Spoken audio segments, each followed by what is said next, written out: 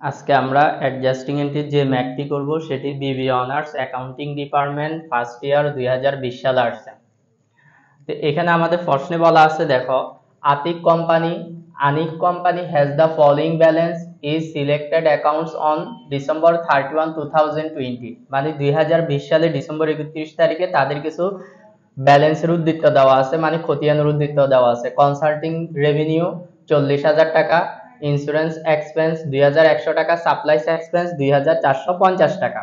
All the accounts have normal balance, মানে প্রত্যেকটা account normal balance আছে। Anik company debit repayment to expense accounts when paid, credit revenue expense when receive. মানে এখানে আমাদের যে expense গুলো আছে, এই এক্সপেন্স গুলো হচ্ছে ডেবিট ব্যালেন্স আর রেভিনিউটা হচ্ছে ক্রেডিট ব্যালেন্সের উদ্ধৃত দেওয়া আছে। এই জিনিসটা এখানে বলা আছে, মানে এখানে রেভিনিউটা হচ্ছে ক্রেডিট ব্যালেন্স, ইন্স্যুরেন্স এক্সপেন্স আর সাপ্লাইস এক্সপেন্স, এই দুইটা হচ্ছে কি ডেবিট ব্যালেন্স। এরপরে বলা আছে the following information has been gathered at December 31, 2020।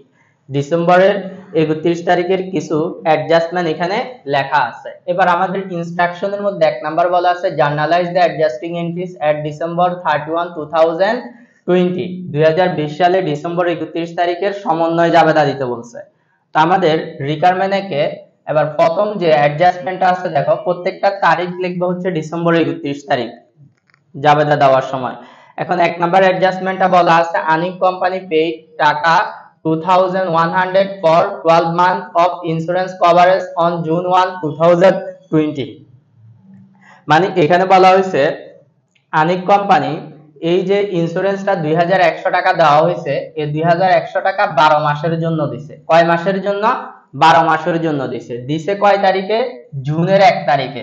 তাহলে জুনের 1 তারিখে যদি দিয়ে থাকে, খেয়াল করে দেখো, আমরা অ্যাডজাস্টমেন্ট দিচ্ছি হচ্ছে কয় তারিখে? ডিসেম্বরের 31 তারিখে। ডিসেম্বরের 31 তারিখে। আর টাকাটা দিছে কখন? জুনের 1 তারিখে। তো জুনের 1 তারিখে যদি 12 মাসের জন্য দিয়ে থাকে, জুন থেকে ডিসেম্বর পর্যন্ত কয় মাস হয়েছে? 7 মাস হয়েছে। মানে 7 মাস কি হয়ে গেছে? এক্সপেন্স হয়ে গেছে। আর অগ্রিম থাকতেছে কয় মাস? 12 মাসের জন্য যদি দিয়ে থাকে 7 মাস এক্সপেন্স হয়ে গেছে, আর অগ্রিম থাকতেছে হচ্ছে তোমার 5 মাস। কয় মাস? 5 মাস। 5 মাস কি থাকতেছে? অগ্রিম থাকতেছে, মানে প্রিপেইড থাকতেছে। এখন আমাদের এই 2100 টাকা এখানে দেখো উপরে বলা আছে শুধুমাত্র ইন্স্যুরেন্স এক্সপেন্স হিসেবে দেখানো আছে। কি হিসেবে দেখানো আছে? ইন্স্যুরেন্স এক্সপেন্স হিসেবে দেখানো আছে। তার মানে পুরো টাকাটা তারা খরচ হিসেবে দেখাই রাখছে, অথচ আমাদের সব টাকা খরচ হয় নাই, শুধু 7 মাসের টাকা খরচ হয়েছে, 5 মাসের টাকা এখনো অগ্রিম রয়ে গেছে। প্রশ্নে যেহেতু 2100 টাকা খরচ হিসেবে দেখানো আছে, এখন আমাদেরকে এটার মানে হচ্ছে প্রশ্নে খরচটা বেশি দেখানো আছে। খরচটা কি দেখানো আছে? বেশি দেখানো আছে। কত মাসের খরচ বেশি দেখানো আছে? 5 মাসের খরচ বেশি দেখানো আছে। তার মানে আমরা 5 মাসের খরচ কমাই দিতে হবে আর অগ্রিমটা বাড়াই দিতে হবে। অগ্রিম হচ্ছে সম্পদ, সম্পদ বাড়াইতে হবে। তার মানে এটা জাবেদা হচ্ছে অগ্রিম সম্পদ বৃদ্ধি করতে হবে, খরচ হ্রাস করতে হবে। তাহলে এটা জাবেদা প্রিপেইড ইন্স্যুরেন্স ডেবিট, সম্পদ বৃদ্ধি করতেছি, prepaid insurance debit, prepaid insurance debit, insurance expense credit, insurance expense credit. আর টাকা লিখবো কয় মাসের? 6 মাসের। এটা আমরা এক নাম্বার সমন্বয়টা জাবেদা দিচ্ছি ডিসেম্বর 31 তারিখ। তো দেখো 6 মাসের টাকাটা লেখার জন্য এই যে 2100 টাকা আছে, এটা হচ্ছে 12 মাসের টাকা। তাহলে এটাকে 12 দিয়ে ভাগ করলে 1 মাসের টাকা আসবে। আমরা কয় মাসের খরচ কমাইতেছি? 5 মাসের খরচ কমাইতেছি, 5 মাসের অগ্রিম বাড়াইতেছি। এই জন্য 5 মাসের টাকা লেখার জন্য 5 দিয়ে গুণ করতে হবে। তো টাকা কত আসবে? 875 টাকা আসবে। এখানেও আমরা 875 টাকা লিখবো। এরপর আমরা 2 নাম্বার অ্যাডজাস্টমেন্টটা জাবেদা দিব। দেখো 2 নাম্বার অ্যাডজাস্টমেন্ট আমাদের কি বলা আছে? Account of supplies on December 31, 2020। মানে এখানে বলা হয়েছে 2020 সালে ডিসেম্বর 31 তারিখে সাপ্লাইস কাউন্ট মানে হিসাব করছে। হিসাব করে কি বলছে? ইন্ডিকেট দ্যাট সাপ্লাইস অফ টাকা 800 আর অন হ্যান্ড। মানে ডিসেম্বর 31 তারিখে হিসাব করে দেখছে যে 800 টাকার সাপ্লাইস আর অন হ্যান্ড মানে কি এখনো 800 টাকা সাপ্লাইস হাতে আছে। হাতে আছে মানে 800 টাকা সাপ্লাইস এখনো খরচ হয় নাই, মানে ব্যবহার করতে পারে নাই, অব্যবহৃত রয়ে গেছে। তার মানে এটা সম্পদ হিসেবে রয়ে গেছে। আমরা এখানে দেখতেছি সম্পূর্ণ সাপ্লাইসটা এক্সপেন্স হিসেবে দেখানো আছে।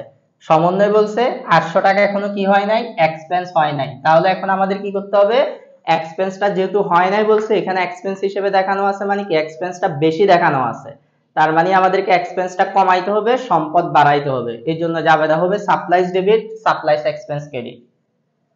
Supplies debit, supplies expense credit. সম্পদ বৃদ্ধি করছি এই জন্য সাপ্লাইজটাকে ডেবিট করলাম, আর খরচ হ্রাস করছি এই জন্য সাপ্লাইজ এক্সপেন্সটাকে ক্রেডিট করলাম। কত টাকার খরচ হ্রাস করতেছি, অন হ্যান্ড কত টাকা আছে, 800 টাকা, এই জন্য আমরা এখানে 800 টাকা 800 টাকা লিখলাম। এরপরে দেখো আমাদের 3 নাম্বার অ্যাডজাস্টমেন্টটাতে বলা আছে এখানে depreciation of plant is to be charged টাকা 10,000 per annum, মানে depreciation বলতে অবচয় প্লান্টের অবচয় ধার্য করা হয়েছে 10,000 টাকা। তাহলে অবচয় যাবে হচ্ছে depreciation expense debit accumulated depreciation credit, depreciation expense debit accumulated depreciation credit কত টাকা, 10,000 টাকা। দুই পাশে 10,000 টাকা 10,000 টাকা লিখব। এরপর আমাদের আর এখানে তেমন কিছু নাই, আমাদের রিকোয়ারমেন্ট 1টা শেষ। সেটা কত দিলাম, সরি এটা আমি 4 নাম্বার সমন্বয় জাবেদা দিয়ে ফেলছি। 4 নাম্বার মাঝখানে আমার একটা মিসিং হয়েছে 3 নাম্বারটা, এটা 4 নাম্বারটা জাবেদা দিয়ে ফেলছি। 3 নাম্বারটা আমি নিচে দিচ্ছি দেখো। 3 নাম্বার অ্যাডজাস্টমেন্ট আমাদের বলা হয়েছে এখানে অন ডিসেম্বর 1 2020, মানে 2020 সালে ডিসেম্বর 1 তারিখে আনিক কোম্পানি কালেক্টেড টাকা 40,000 ফর কনসাল্টিং সার্ভিস রেভিনিউ, মানে সার্ভিস রেভিনিউ বাবদ 40,000 টাকা কালেক্ট করছে, to be perform on December 1 2022 through March 31 2021, মানে 40,000 টাকা কালেকশন করছে হচ্ছে কোন মাস থেকে কোন মাস সেবা দেওয়ার জন্য, 20 সালের ডিসেম্বর 1 তারিখ থেকে 21 সালের মার্চের 31 তারিখ পর্যন্ত 4 মাসের জন্য 40,000 টাকা কালেকশন করছে, তার মানে এটা অগ্রিম। এখন দেখো আমরা অ্যাডজাস্টমেন্ট দিচ্ছি হচ্ছে ডিসেম্বর 31 তারিখে, এখন এই টাকাটা নিছে 4 মাসের জন্য, তাহলে কয় তারিখে নিছে, ডিসেম্বর 1 তারিখে নিছে, ডিসেম্বর 1 তারিখ থেকে সেবা দেওয়ার জন্য। তো আমরা অ্যাডজাস্টমেন্ট দিচ্ছি ডিসেম্বর 31 তারিখ, তার মানে অলরেডি 4 মাস থেকে 1 মাস সেবা দিয়ে ফেলছে, তাহলে অগ্রিম থাকতেছে আর কয় মাস, 3 মাস থাকতেছে। তো এটা আয় হয়ে গেছে, 1 মাস রেভিনিউ হয়ে গেছে, আর 3 মাস এখনো আনআর্ন রয়ে গেছে, মানে এটার টাকার এখনো সেবা দেওয়া হয় নাই, মানে আনআর্ন মানে অনুপার্জিত রয়ে গেছে। তা আমরা এখানে দেখতেছি কনসাল্টিং রেভিনিউ প্রশ্নে যে 40,000 টাকা লেখা আছে এটা সম্পূর্ণ রেভিনিউ নামে লেখা আছে, মানে ফুল টাকাটা রেভিনিউ নামে লেখা আছে, অথচ রেভিনিউ হইছে 1 মাসের টাকা। কয় মাসের টাকা, 1 মাসের টাকা। তাহলে এখন আমাদেরকে কি করতে হবে, এখানে রেভিনিউটা বেশি দেখানো আছে, কয় মাস বেশি দেখানো আছে, 3 মাস বেশি দেখানো আছে, তাহলে 3 মাসের রেভিনিউ কমাই ফেলতে হবে, 3 মাসের আনআর্ন রেভিনিউ বৃদ্ধি করে দিতে হবে, মানে দায় বৃদ্ধি করতে হবে, আয় কমাইতে হবে। তাহলে জাবেদা কি হবে, জাবেদা হবে consulting revenue debit, unearned consulting revenue credit. আয় হ্রাস পাবে এজন্য আয়টাকে ডেবিট করব। কনসাল্টিং রেভিনিউ ডেবিট, তারপরে আনআর্ন কনসাল্টিং রেভিনিউ ক্রেডিট।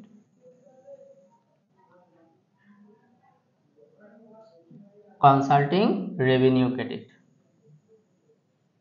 আর টাকা লিখবো কত, টাকা লিখবো হচ্ছে এই যে 40,000 টাকা আছে এটা 4 মাসের জন্য, 4 দিয়ে ভাগ করলে 1 মাসের আসবে, আমরা এখানে কয় মাসের টাকা লিখবো, 3 মাসের, এই জন্য 3 দিয়ে গুণ করব, তাহলে এটাকে গুণ করলে 30,000 টাকা আসবে। তো এখানে 30,000, এখানেও 30,000 টাকাই লিখবো। তো আশা করি এই অ্যাডজাস্টমেন্ট গুলা তোমরা সবাই বুঝতে পারছো। এখন আমরা 2 নাম্বার রিকোয়ারমেন্টটা করব। আমাদের 2 নাম্বার রিকোয়ারমেন্টটা বলা আছে on the basis of adjusting entries, মানে অ্যাডজাস্টিং এন্ট্রিকে বেস করে prefer the reversing entries where required, মানে রিভার্সিং এন্ট্রি করতে বলছে। রিভার্সিং এন্ট্রি মানে বিপরীত দাখিলা। তো বিপরীত দাখিলা কিসের জন্য দিতে হবে আমি একটু লিখে দেখাই এখানে বিপরীত রিভার্সিং এন্ট্রি গুলা।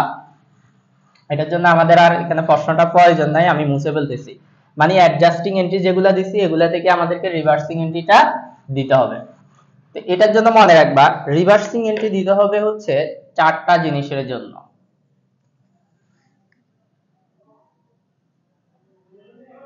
অগ্রিম আয়ের জন্য, অগ্রিম ব্যয়ের জন্য, বকেয়া আয়ের জন্য, বকেয়া ব্যয়ের জন্য। তো দেখো বকেয়া অগ্রিম আয় যদি ক্রেডিট পাশে থাকে তাহলে সেই জাবেদাটা উল্টে যাবে, অগ্রিম ব্যয় যদি ডেবিট পাশে থাকে তাহলে সেই জাবেদাটা উল্টে যাবে, বকেয়া আয় যদি ডেবিট পাশে থাকে সেটা উল্টে যাবে, বকেয়া খরচ যদি ক্রেডিট পাশে থাকে সেটা উল্টে যাবে। উল্টে যাবে মানে রিভার্স করা মানে কি? রিভার্স করা মানে হচ্ছে অ্যাডজাস্টিং এন্ট্রি যেগুলা দিছি সে অ্যাডজাস্টিং এন্ট্রিগুলোকে বিপরীত করে দেওয়া, এটা হচ্ছে রিভার্সিং এন্ট্রি। তো রিভার্সিং এন্ট্রি দেওয়া হয় অ্যাডজাস্টমেন্ট যে তারিখে দেওয়া হয় তার পরের তারিখে। তাহলে আমাদের রিভার্সিং এন্ট্রি দিব হচ্ছে, অ্যাডজাস্টিং এন্ট্রি দিছি 2020 সালের ডিসেম্বর 31 তারিখে, এই ক্ষেত্রে আমরা রিভার্সিং এন্ট্রি দিব 2021 সালের জানুয়ারির 1 তারিখে।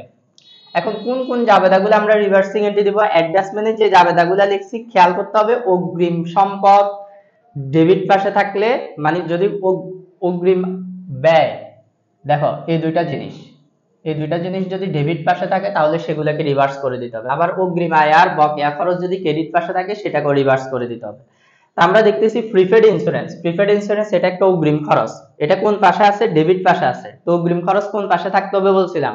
ডেবিট পাশে থাকতে হবে রিভার্স করার জন্য। এখানেও এটা কোন পাশে আছে? ডেবিট পাশে আছে। তাহলে এই জাবেদাটাকে আমরা রিভার্স করে দিব। তো এটাকে যদি আমরা রিভার্স করি এটা জাবেদা হবে ইন্স্যুরেন্স, ক্রেডিটটাকে ডেবিট করে দিব, ডেবিটটাকে ক্রেডিট করে দিব, insurance expense debit, prepaid insurance credit, prepaid insurance credit. কত টাকা লিখবো? 875। এরপরে দেখো এখানে আমরা দেখতেছি সাপ্লাইস ডেবিট আছে। সাপ্লাইস মানে কি? সাপ্লাইস অন হ্যান্ড মানে অব্যবহৃত সাপ্লাইসটা। তো অব্যবহৃত সাপ্লাইস এটাও সম্পদ, মানে এটা একটা অগ্রিম খরচের মতো। কিসের মতো? অগ্রিম খরচের মতো। তো এটাও কোন পাশে আছে? ডেবিট পাশে আছে। তো আমরা কি বলছিলাম? অগ্রিম ব্যয় যদি ডেবিট পাশে থাকে তাহলে সেটাকে রিভার্স করে দিতে হবে। এটাও যেহেতু ডেবিট পাশে আছে এটাকে রিভার্স করব।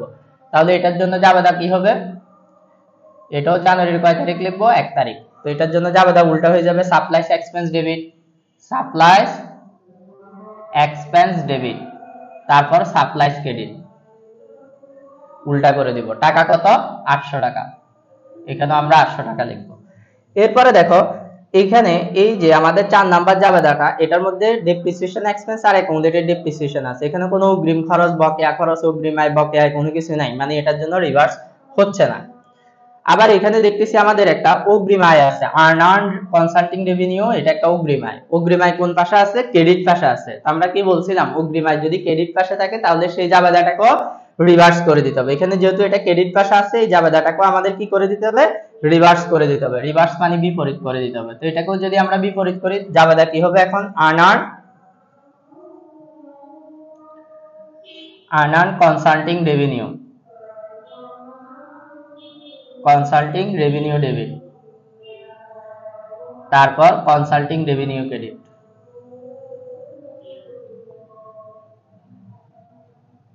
টাকা কত লিখবো? টাকা লিখবো হচ্ছে 30,000। এই হচ্ছে আমাদের আজকের অঙ্কটির সমাধান। তা আশা করি তোমরা সবাই বুঝতে পারছো। তারপরেও যদি তোমাদের কোনো প্রবলেম থাকে কমেন্ট করে জানাবা। আজকের মতো এতটুকুই। সবাই ভালো থাকবা। ওকে, আল্লাহ হাফেজ।